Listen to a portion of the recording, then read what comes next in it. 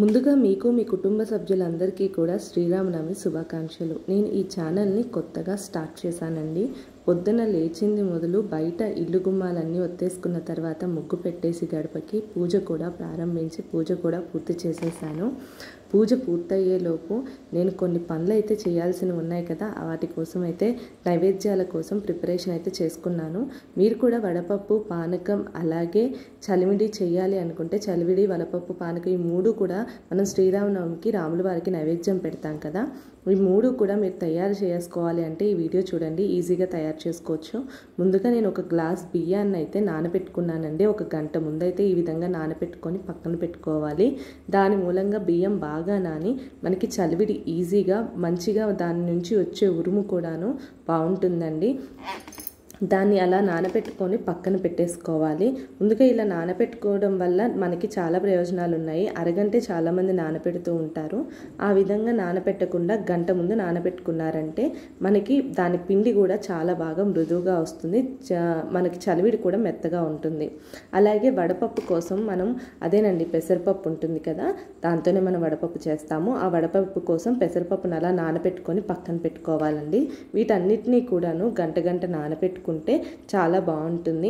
మనకి బెల్లం నీళ్ళతోనే పానకం చేస్తాం కాబట్టి బెల్లాన్ని ఒక గిన్నెలో వేసి బాగా నలక్కొట్టి వేయాలండి. నలక్కొట్టి వేసి ఈ విధంగా మనం అరగంట పక్కన పెడితే మొత్తం కరిగిపోతుందండి బెల్లం నీళ్ళల్లోని. దాని తర్వాత మనకి చెంచాతో తిప్పితే కిందని చెత్త అదంతా ఏదైనా దుమ్ము గట్ట ఉంటే కిందని పేరుకుపోతుంది. కాబట్టి మనం పానకం చేసుకునేటప్పుడు దాన్ని వడకట్టుకోవాలి. చూసారు కదా, ఇక్కడ నేను చూపిస్తున్నాను చూసారా, కిందని చెత్త కింద ఇసుక కానీ ఏదైనా ఉంటుంది కదండి బెల్లంలోని, అదంతా కూడా కిందకి చేరిపోతుంది. ఈ మూడు రకాల ఐటమ్స్ శ్రీరామనవమి శుభాకాంక్షలతో తెలియచేస్తూ ఈ మూడు ఎలా చేసుకోవాలో ఇప్పుడు ఈ వీడియోలో తెలుసుకుందాం. ముందుగా నేనైతే చిన్న రోల్ని అయితే తీసుకున్నానండి. నేను ఎప్పుడైనా ఏదైనా రోల్ కానీ ఏదైనా ఇంట్లోకి వస్తువు తీసుకున్నా దాన్ని ముందుగా నేను పసుపు బొట్టు పెట్టి ప్రారంభిస్తాను. మా ఇంట్లో లక్ష్మిగా పూజిస్తారండి. రోల్ని కానీ రోకల్ని కానీ ముందుగా బొట్టు పెట్టి పూజ చేస్తారు. ప్రతి శుక్రవారం కూడా చాలామంది బొట్టు పెట్టి పూజ చేస్తూ ఉంటారు. నేనైతే కొత్త రోలుకి ఈ విధంగా పసుపు బొట్టు పెట్టేసి ఈ విధంగా దీన్ని అయితే ఉపయోగిస్తున్నాను. లక్ష్మీదేవి రూపంగా చూస్తాం కదా దీన్ని మనం. సో ఇప్పుడు ఎలా చేసుకోవాలి, మనం పానకం కోసం అయితే ఈ రోల్ని సిద్ధం చేసుకున్నాను. నేను శ్రీరామనవమికే ఉపయోగించాలి అని అనుకున్నాను ఈ రోల్ని. సో అందుకనే ఈరోజు వాడుతున్నాను అనమాట. సో నాకు చాలా చీప్ ప్రైస్కే వచ్చింది, 150కి అలా వచ్చింది ఆ రోలు. ముందుగా మనం పానకం కోసము 3-4 యాలకులు అలాగే కొన్ని మిరియాలని తీసుకొని బాగా దంచుకోవాలండి. దాన్ని ఎలా అంటే ఫైన్ పౌడర్ కింద చేసుకోవాలి అని అంటే నేను ఎలా చెప్పాలంటే చాలా మృదువైన పౌడర్ ఉంటుంది కదా, సో ఆ విధంగా పౌడర్ కింద చేసుకోవాలి. అప్పుడే మీకు చాలా బాగుంటుందండి. లేకపోతే నోటికి మిరియాలు తగులుతూ ఉంటాయి. కొంతమందికి ఆ టేస్ట్ నచ్చుతుంది, కొంతమందికి నచ్చదు. అందుకని ఇలా ఫైన్ పౌడర్ కింద చేసుకోవాలండి. యాలకులు ఎలా అయినా అలాగే ఉంటాయి. సో ముందుగా మనం నైవేద్యం దేంట్లో అయితే పెట్టుకుందాం అనుకుంటున్నామో ఆ గ్లాస్ని అయితే తీసుకోవాలి. దాంట్లోకి నేను ఇందాక చెప్పిన విధంగా బెల్లం నీళ్ళల్లోని ఏంటంటే కిందకి మొత్తం కూడాను ఇసుక కానీ ఏదైనా ఉన్నా కూడాను చేరిపోతుందండి. అందుకనే దాన్ని వడగట్టుకోవాలి.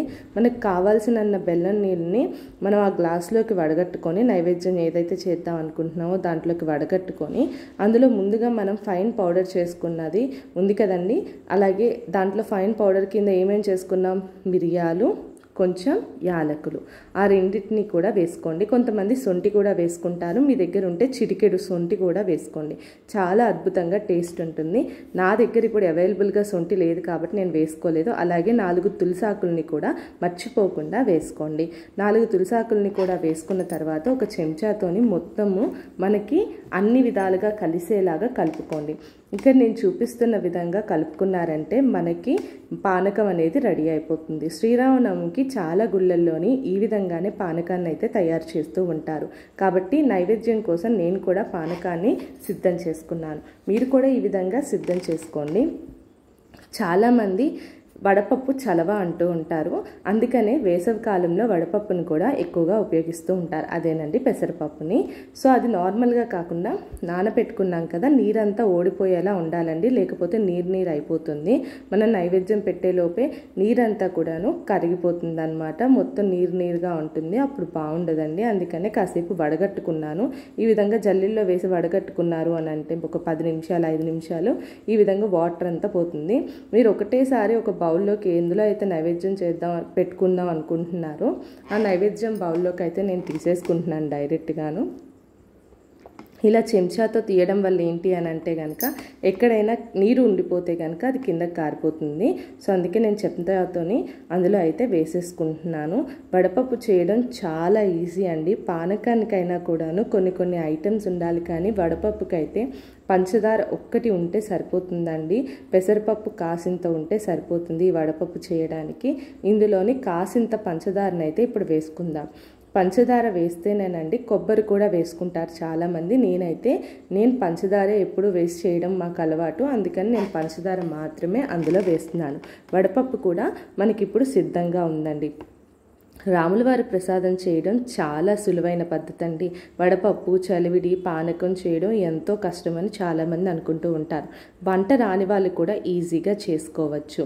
అలాగే మనం 1 గంట ముందు నానబెట్టుకున్న బియ్యం ఏవైతే ఉన్నాయో ఆ బియ్యాన్ని ఇప్పుడు నేను మొత్తం వడగట్టుకుంటానండి. ఎందుకు అనంటే బియ్యంలో అస్సలు నీరు ఉండకూడదండి, తడి అనేది ఉండాలి, కానీ చాలా చిన్నగా, అంటే తడి ఉండకూడదు, ఎక్కువ తడి నీళ్ళలాగా ఉండకూడదండి.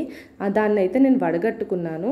సో చూసారు కదా, కిందకి బౌల్లోకి నీళ్ళు వచ్చేసాయి. నేను ఈ విధంగా నీళ్ళు ఏవైతే ఎక్స్ట్రా క్వాంటిటీ నీరు ఉన్నాయో మనం వడగట్టిన తర్వాత కూడాను ఆ నీరు ఉంటుందని చెప్పేసి ఇలా ఒక గిన్నెలో అయితే పెట్టాను. తర్వాత మనం మిక్సీ ఏదైతే పట్టాలి అని అనుకుంటున్నామో మిక్సీ దానిలోకి తీసేసుకోవాలండి. దీన్ని ఫైన్ పౌడర్ కింద చేసుకోవాలి. సో బియ్యం పిండి ఎలా అయితే ఉంటుందో తడి బియ్యంతో పట్టినప్పుడు అరిసెలకి గట్ట చేస్తూ ఉంటారు కదా, ఆ విధంగానే చేసుకోవాలి. అందులో 4 యాలక్కాయలు కూడా వేసుకోవాలండి. తర్వాత చాలామంది వేసుకుంటూ ఉంటారు, ముందుగా ఇలా వేసుకొని చాలా టేస్ట్ ఉంటుంది. ఇప్పుడు చాలా మృదువుగా పౌడర్ అయిపోయిన తర్వాత, పిండి అయిపోయిన తర్వాత అందులోకి బెల్లం వేసుకోవాలండి. రుచికి సరిపడా బెల్లం వేసుకోండి. నేను ముందుగా బెల్లాన్ని చూపిద్దామని అనుకున్నాను. మనకి ఒక 2 బెల్లం ముక్కలు, ఈ సైజు పటికి బెల్లం అంటారు కదా, ఆ ముక్కల్లాగా అంత సైజు ఉంటే సరిపోతుందండి. నిమ్మకాయ అంత సైజు ఉంటే బెల్లం వేసుకోవచ్చు, పటికి బెల్లం వేసుకోవచ్చు, చాలామంది పందారు కూడా వేసుకుంటూ ఉంటారు. సో ఈ విధంగా మిక్సీలో వేసుకొని రుబ్బుకుంటున్నప్పుడు చాలామంది జల్లించి చేసుకుంటూ ఉంటారు పౌడర్ని. మా ఇంట్లో అయితే ఈ విధంగానే చేస్తాం మేము. సో బెల్లాన్ని అయితే వేసుకొని మధ్య మధ్యలో కలుపుకోవాలండి. ఎందుకు అని అంటే కనుక అటు ఇటుగా అయిపోతూ ఉంటుంది బెల్లము, కిందకి మొత్తం కూడా కలవదనమాట. అందుకే మీరు కలుపుకున్నారంటే మొత్తం పొడి అంతటికి కూడా అంటుతుంది. అలాగే మనకి బెల్లం నీళ్ళు కొన్ని మిగిలాయని కదా పానకం దాంట్లోని, సో ఆ బెల్లం నీళ్ళని కూడా చిన్న పిసరు పోసానండి, ఎక్కువ మరీ పోసేయకూడదు. మనకి ఎంత తక్కువ పోసుకుంటే అంత మంచిది. సో రెడీ అయితే అయిపోయింది. సో ఇప్పుడు చలివిడి అయితే కొంచెం జారుగా వచ్చిందండి. నేను చెప్పాను కదా నీరు ఎక్కువైపోయిందని చెప్పేసి, కొంచెం ఎక్కువ పోసాను, అందుకని చలివిడి అయితే టేస్ట్ అయితే బాగుంటుందండి. ఈ విధంగా చేసుకోండి, ఉండలా అవుతుంది మీరు కొంచెం నీళ్ళు తగ్గించి వేసుకుంటే కనుక. సో పానకం, చలివిడి అలాగే వడపప్పు శ్రీరాముల వారికి నైవేద్యంగా సమర్పించే ఈ 3 శ్రీరామనవమి పూట మనం నైవేద్యంగా సమర్పిస్తాం కదా, ఈ 3 అయితే రెడీ అయిపోయాయండి. మీరు కూడా ఒకసారి మీ ఇంట్లో ఈ విధంగా ట్రై చేయండి. మరొక మాట అండి, మా వీడియో కనుక మీకు నచ్చినట్టయితే నా ఛానల్ని సపోర్ట్ చేసి లైక్, షేర్ అండ్ సబ్స్క్రైబ్ అయితే చేసుకోవడం మర్చిపోకండి.